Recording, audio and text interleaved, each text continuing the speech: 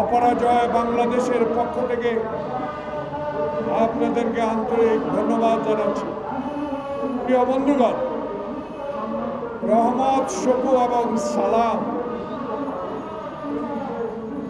এই সরকার না, বিগত হাসিনা ফ্যাসিস্ট সরকারের বিরুদ্ধে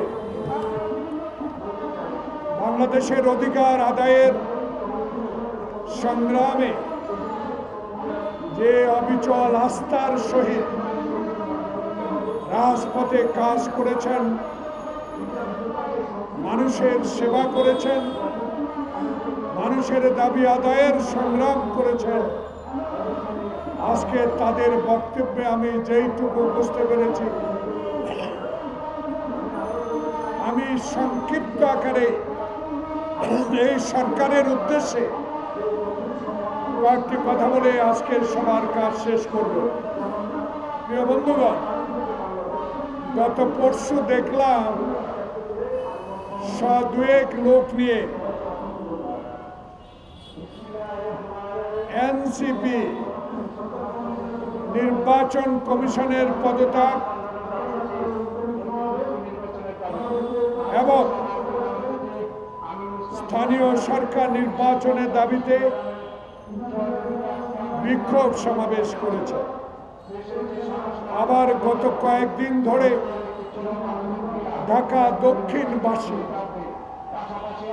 তাদের প্রিয় নেতা ইশরাককে আদালতের রায় অনুসারে শপথ বাক্য পাঠ করার জন্য দক্ষিণ ডিসিসি ভবনের সামনে অবস্থান নিয়েছে। তার কদিন আগ থেকে সবচেয়ে পবিত্র স্থান, যে বিশ্ববিদ্যালয় থেকে এই সকল নেতা আমরা লেখাপড়া শিখে আজকে জনসভা করার জন্য আপনাদের সামনে উপস্থিত হয়েছে, সেই বিশ্ববিদ্যালয়ে ছাত্র সাম্য নৃশংসভাবে খুন হয়েছে। ছাত্রদল প্রতিবাদ করে যাচ্ছে। প্রতিনিয়ত এই প্রেস ক্লাবের সামনে হাসিনা ফ্যাসিস্টের বিরুদ্ধে অনেক ছোটখাটো রাজনৈতিক দল বলেন, পেশাজীবী সংগঠন বলেন, সবাই ইউনূস সরকারের কাছে তাদের দাবিগুলো পেশ করছেন। কিন্তু সমসাময়িক রাজনীতিতে গতকালকে আমাকে বিস্মিত করেছে, আমাকে আপ্লুত করেছে। একজন স্বাধীনতা যোদ্ধা হিসাবে গতকালকে আমি সবচেয়ে বেশি মনোকষ্ট পেয়েছি। প্রিয় সাংবাদিক বন্ধুগণ, 1971 সালে খালি পায়ে যুদ্ধ করে দেশ স্বাধীন করেছি। যেই দেশে থাকবে না বৈষম্য, যেই দেশে থাকবে গণতন্ত্র, যেই দেশে থাকবে একটি নির্বাচন, যেই নির্বাচনের দিনে হবে, সেই দেশের জন্য আমরা স্বাধীনতা এনেছিলাম।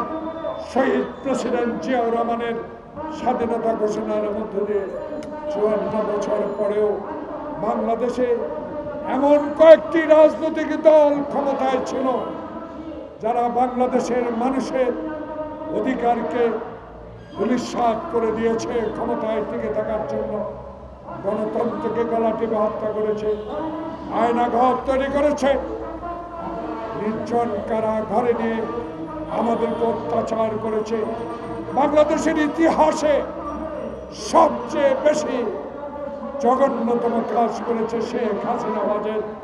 বাংলাদেশে ক্ষমতায় টিকে থাকার জন্য বাংলাদেশের স্বাধীনতার যুদ্ধকে তার পারিবারিক সম্পদ বানিয়ে বাংলাদেশে ক্ষমতায় টিকে থাকার চেষ্টা করেছিলেন। আল্লাহর কি রহমান, সেদিন আমাদের প্রিয় নেতা তারেক রহমানের সুশৃঙ্খল সাংগঠনিক শক্তির মধ্য দিয়ে আমরা সেদিন জুলাই আগস্ট বিপ্লবকে সমর্থন দিয়ে বাংলাদেশে আপনার মতো একজন সচেতন নাগরিক, যিনি বিশ্বের দরবারে আমাদেরকে অহংকারিত করেছেন, আপনি নোবেল বিজয়ী, আপনি ব্যক্তিগত ইউনূস নয়, বাংলাদেশের 18 কোটি মানুষের ডক্টর মোহাম্মদ ইউনূস। কিন্তু গতকাল আমি বিস্মিত হয়েছি, আপনি নাকি আমি পত্রিকায় দেখেছি, কতটুকু সত্য আমি জানি না। আপনার এনসিসি নেতাকে বলেছেন আমার পদত্যাগ করা ছাড়া কোনো উপায় নাই, কতটুকু সত্য আমি জানি না। আমি ইউটিউব, পত্রিকা, টেলিভিশন, আমার মনটা বড় খারাপ হয়েছে। এই জন্য আপনাকে কি জন্য বসিয়েছিলাম, আপনাকে কেন বসিয়েছিলাম 9 মাস, আপনি কি সেই পথে এগোতে পেরেছেন? পারেন না।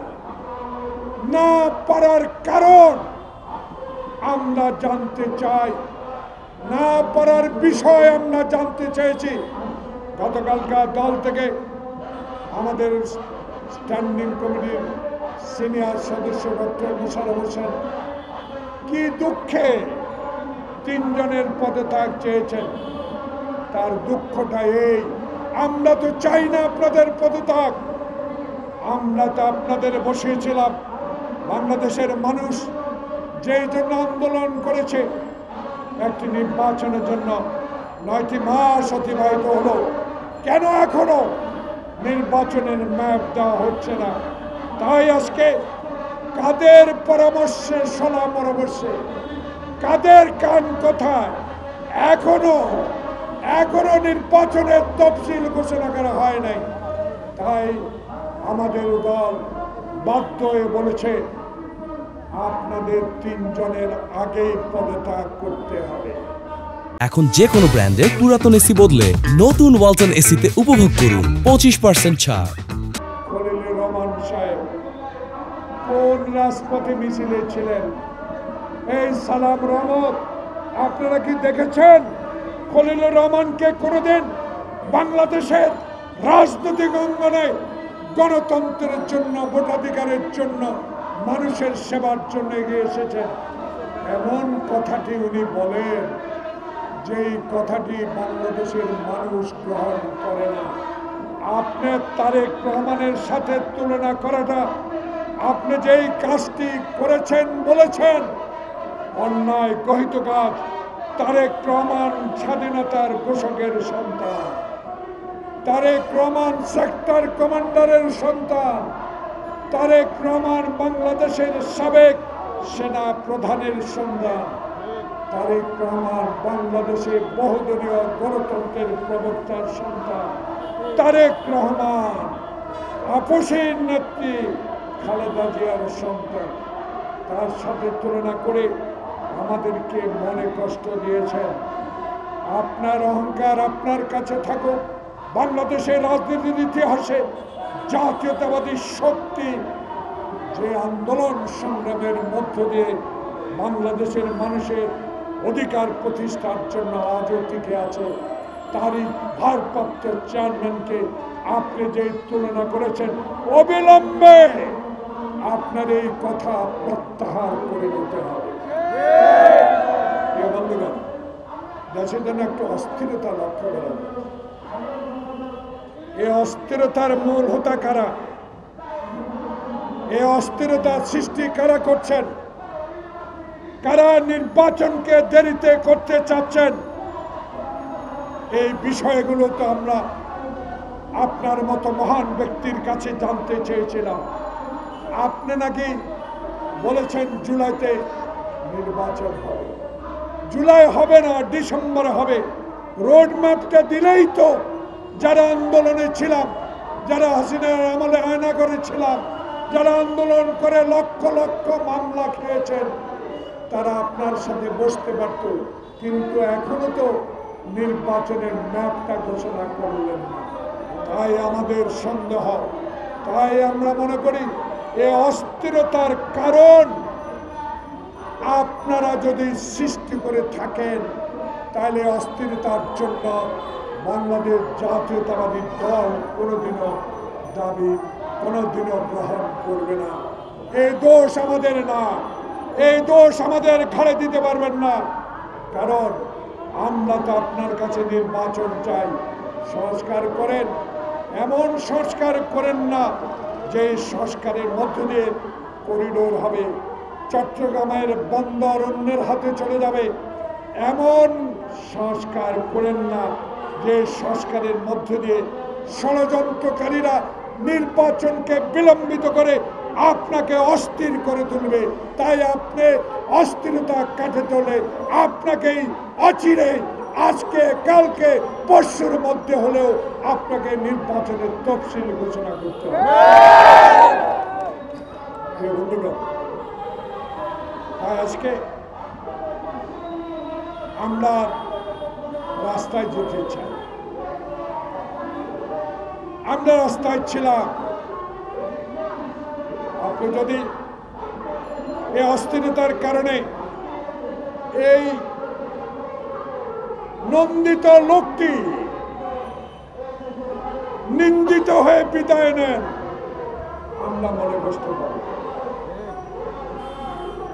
ইতিহাসে আপনার নামটি সন্ন্যাস করে লেখা থাকুক, আপনি শাহাবুদ্দিনের মতো একটি নির্বাচন দিয়েছেন, আপনি দিনের ভোট দিনে করেছেন, আমার ভোটাধিকার আপনি প্রতিষ্ঠিত করেছেন।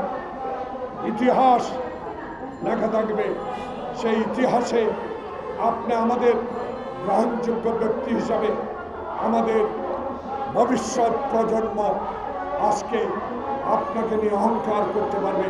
তাই আপনার কাছে অনুরোধ, অনতিবিলম্বে এই তিনজনকে উপদেষ্টা পরিষদ থেকে আপনি চিঠি দিয়ে দেন, অনুরোধ করেন তারা যেন নিজেই পদত্যাগ করে, তাহলে তিনজনকে এই উপদেষ্টা পরিষদ থেকে আপনাকে বিদায় করতে হবে। বাংলাদেশে অবিলম্বে মানুষের আশার একটি নির্বাচনের তারিখ ঘোষণা করবেন। এই বলে আজকে এখানে শেষ করছি। আল্লাহ হাফেজ।